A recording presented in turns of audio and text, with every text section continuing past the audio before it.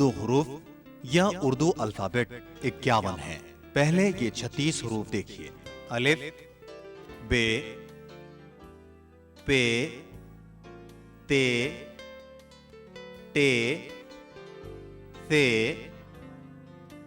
جیم، چے، ہے، خے، دال، ڈال، ذال، رے، ڑے، زے، ژے، سین، شین، صاد، ضاد، طے، ظے، عین، غین، فے، قاف، کاف، گاف، لام، میم، نون، واو، ہے، ای، اے۔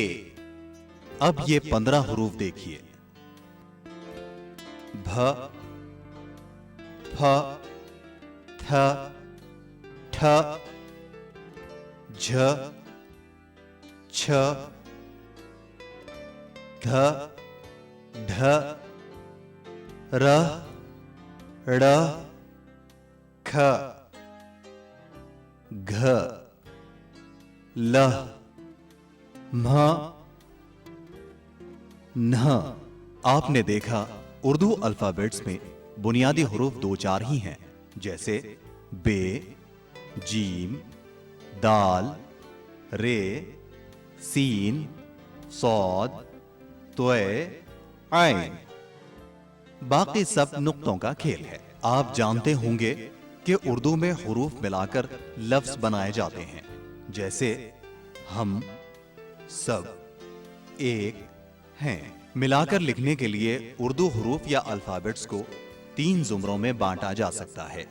ایک افقی یا ہاریزنٹل حروف، جیسے بے، پے، تے، ٹے، ثے، طے، ظے، فے، کاف، گاف، میم، نون، ہے، ای، اے۔ ان کی خاصیت یہ ہے کہ یہ دوسرے حروف سے جڑنے کے لیے کٹ جاتے ہیں۔ کٹ کر ان کی شکلیں یوں بن جاتی ہیں۔ صرف طے اور ظے جوں کے توں رہتے ہیں۔ کٹ جانے کے بعد یہ دوسرے حروف سے کچھ اس طرح جڑتے ہیں۔ پے، تے، بت، تے، بے، تب، کاف، پے، کب، پے، کاف، پک۔ 2 عمودی یا ورٹیکل حروف، جیسے الف، دال، ڈال، ذال، رے، ڑے، زے، ژے، واو۔ ان کو آسانی سے لفظ اردو سے یاد رکھا جا سکتا ہے۔ ان کی خاصیت یہ ہے کہ یہ تمام حروف سے ملتے ہیں، مگر یہ خود دوسرے حروف کو اپنے پاس آنے نہیں دیتے۔ جب الف بے سے ملنا چاہتا ہے تو وہ بآسانی اس سے مل جاتا ہے، لیکن جب بے الف سے ملنے کے لیے اس کے قریب آتا ہے تو وہ اسے دھکا دے کر پرے ہٹا دیتا ہے۔ یہی حال دوسرے کھڑے حروف دال، ڈال، ذال، رے، ڑے، زے، ژے اور واو کا ہے۔ رے کاف سے ملنے جا رہا ہے۔ دیکھیے کتنی آسانی سے مل رہا ہے، مگر جب کاف رے سے ملنا چاہتا ہے تو رے اسے پرے ہٹا دیتا ہے۔ واو خے سے ملنے جا رہا ہے اور دیکھیے وہ مل رہا ہے، مگر جب خے واو سے ملنا چاہتا ہے تو وہ اسے پرے ہٹا دیتا ہے۔ لفظ فرمان میں دیکھیے کہ رے میم سے اور الف نون سے نہیں مل رہا ہے۔ لفظ ٹماٹر میں الف ٹے سے نہیں مل رہا ہے، جبکہ رے ٹے سے مل گیا ہے۔ کھڑے حروف کی ایک خاصیت یہ بھی ہے کہ جب یہ بھی لفظ بنتے ہیں تو ایک دوسرے سے نہیں ملتے، جیسے اردو، دوا، ذرا، رام۔ 3 دائرے والے حروف۔ ان کی خاصیت یہ ہے کہ دوسرے حروف سے جڑنے کے لیے ان کے دائرے کٹ جاتے ہیں، جیسے کٹ جانے کے بعد یہ حروف کچھ اس طرح بن جاتے ہیں۔ اب یہ دوسرے حروف سے ملنے کے لیے تیار ہیں۔ جیم، بے، جب، سین، رے، سر، شین، کاف، شک، عین، قاف، لام، عقل، ہے، جیم، حج وغیرہ۔ چنانچہ اتنا یاد رکھیے، افقی دائرے والے حروف سب سے ملتے ہیں اور سب ان سے مل جاتے ہیں، جیسے تو، تم، میں، ہم وغیرہ۔ البتہ عمودی یا ورٹیکل حروف سے سب ملتے ہیں، وہ کسی کو نہیں ملاتے۔ آخری بات یہ، اردو میں الفاظ کا آخری حرف پورا لکھا جاتا ہے، جیسے جب کا بے، تم کا میم، میں کا نون اور تک کا کاف پورا لکھا گیا ہے۔ اردو پڑھنے کے لیے ان آوازوں کا خیال رکھنا ضروری ہے۔ زبر آ، زیر ای، پیش او۔ جہاں لکھنا آپ کے لیے کوئی مشکل کام نہیں۔ سب سے پہلے آپ جیم کا سر بنا لیں، اس کے ساتھ ایک دال اور ایک صاد کا سر، اور آپ اسے جوڑیں گے اس طرح۔ یہ بن گیا جھا۔ جھا سے شروع ہونے والے الفاظ۔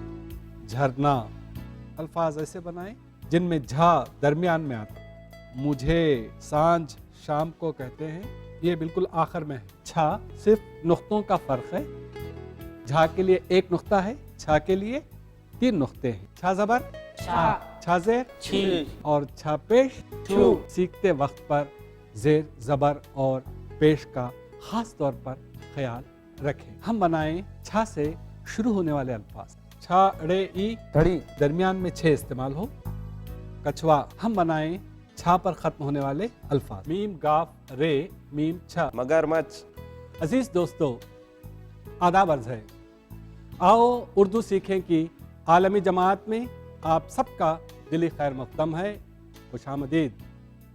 دوستو، بھا پھا تھا کے سلسلے کے ہم حروف سیکھ رہے ہیں۔ آج ہم سیکھیں گے 2 نئے حروف، دھا اور دھا۔ لیکن پہلے دھا۔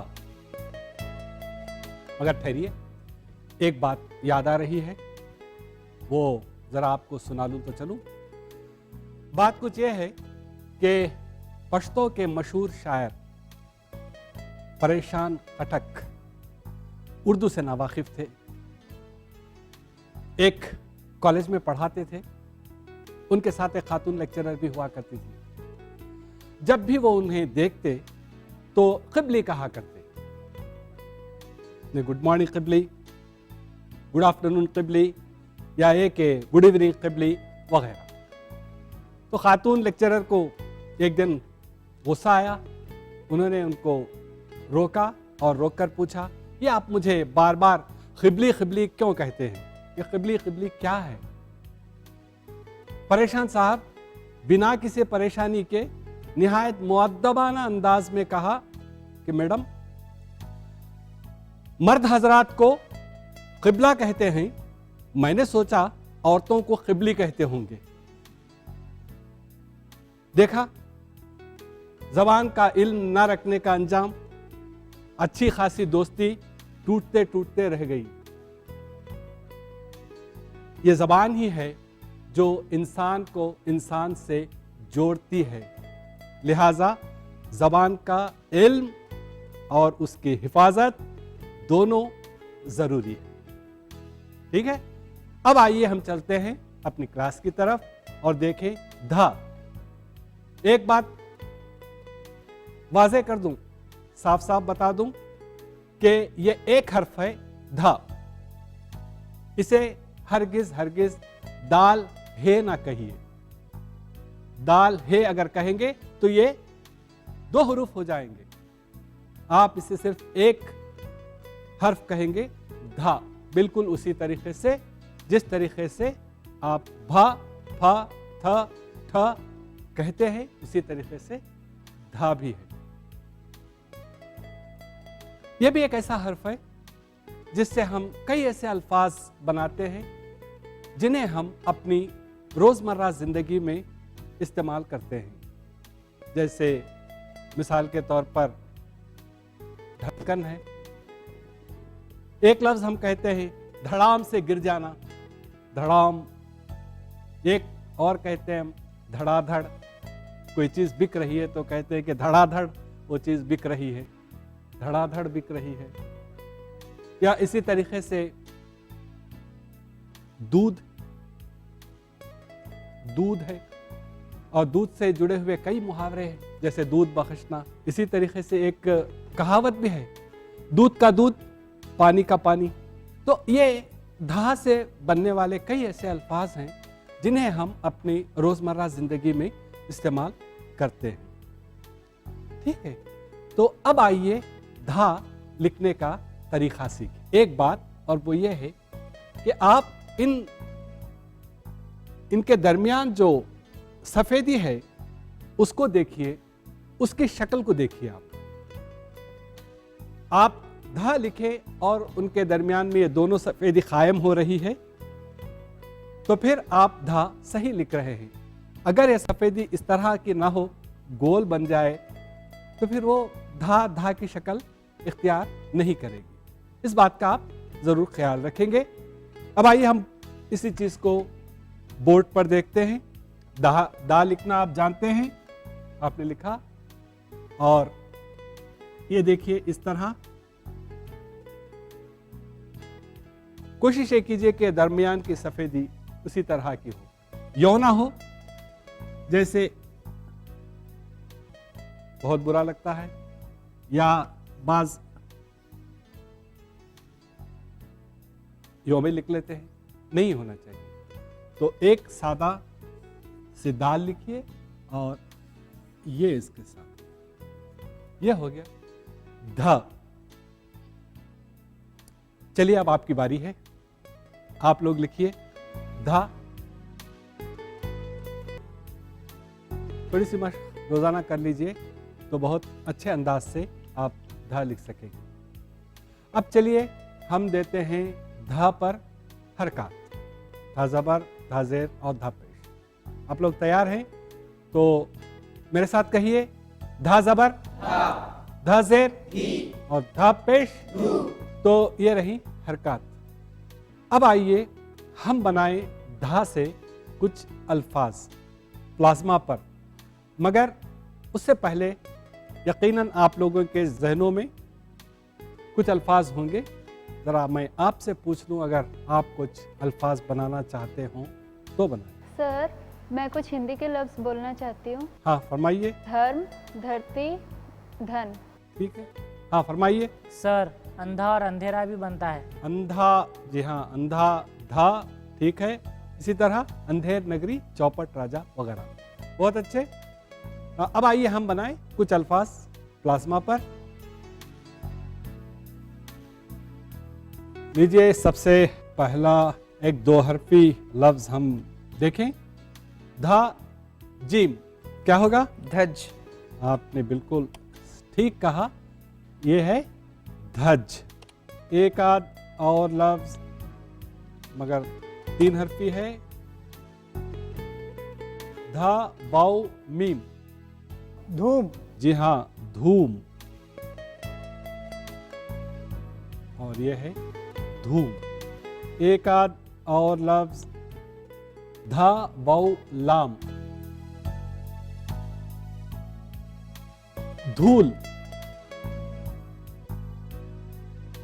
धा पे अगर आप पेश देंगे तो धूल, और अगर धा पे अगर आप जबर देंगे तो ये लफ्ज हो जाएगा धौल। धौल आजकल ये लफ्ज बोलते नहीं हैं, किसी ज़माने में उर्दू का एक आम लफ्ज था ये धौल। धौल कहते हैं या धौल मारना कहते हैं, थप्पड़ मारने को या सर पे चपत वगैरह लगाने को धौल कहते हैं। अब आइए कुछ और अल्फाज बनाए हम जिनके दरमियान में धा आए, जैसे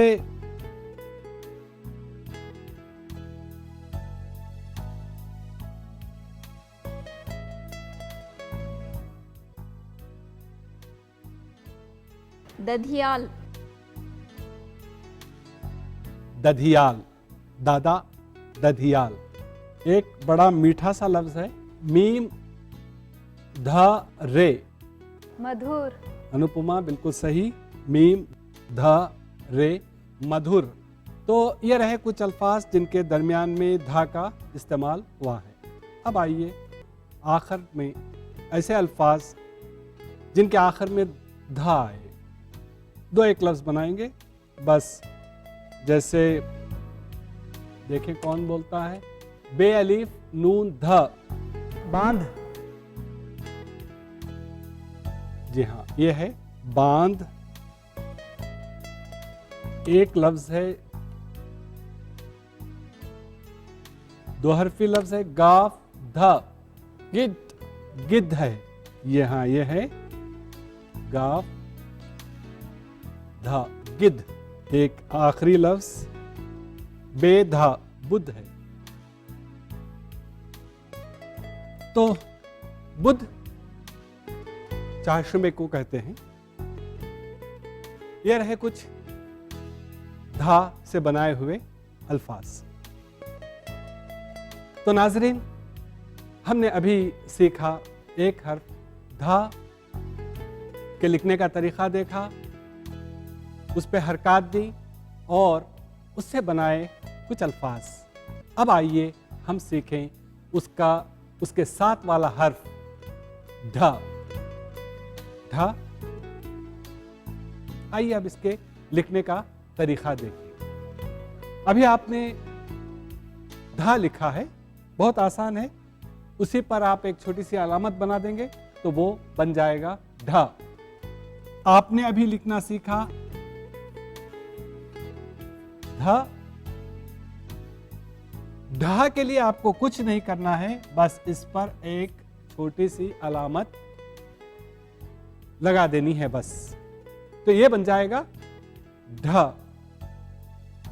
समझ गए? चलिए अब आपकी बारी है, आप लिखिए ढ।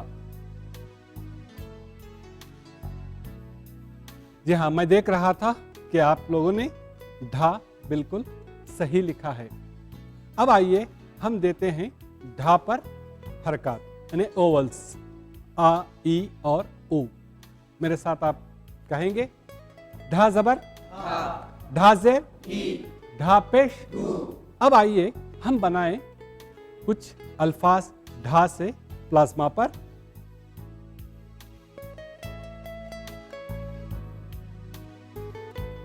लीजिए, पहला लफ्ज है ढ, वाव, लाम और काफ। क्या हो सकता है? ढोलक, ढोलक। सही कहा आपने। ढा, वाव, लाम, काफ, ढोलक। एक और लफ्ज है ढा, नून, गाफ। क्या हो सकता है? ढंग। जी हाँ, ढंग। आपने सही कहा, ढंग। एक और ढा, नून, डाल, वाव, रे, अलीफ। ढंडोरा, ढंडोरा। जी हाँ, आपने सही कहा।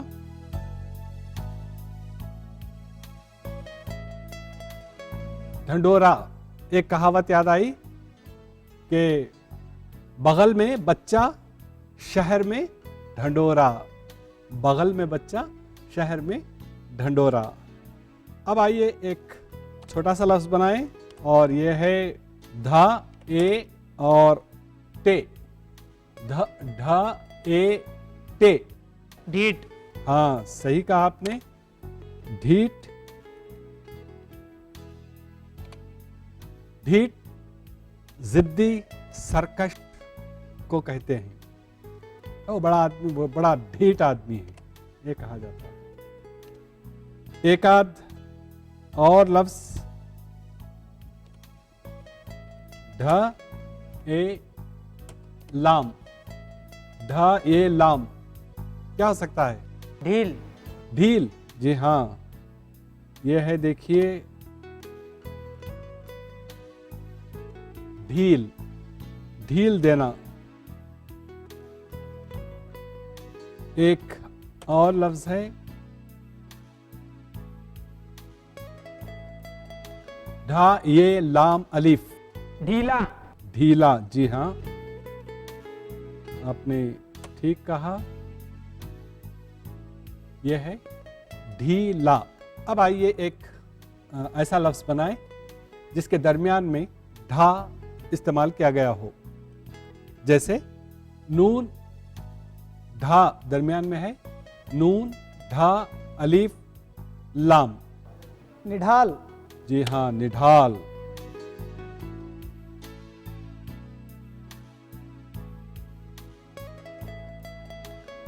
तो यह है निढाल।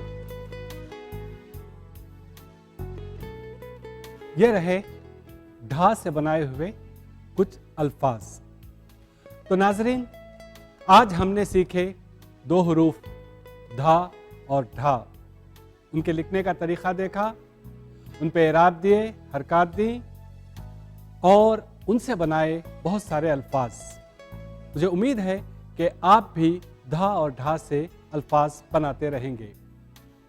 अगले प्रोग्राम में हम आपकी खिदमत में हाजिर होंगे दो और नए हरूफ लेकर। दोस्तों, आज आपने धा और ढा से जितने अल्फाज बनाए हैं उन्हें पढ़िए और दीजिए मुजफ्फर शहमीरी को इजाज़त। खुदा हाफिज।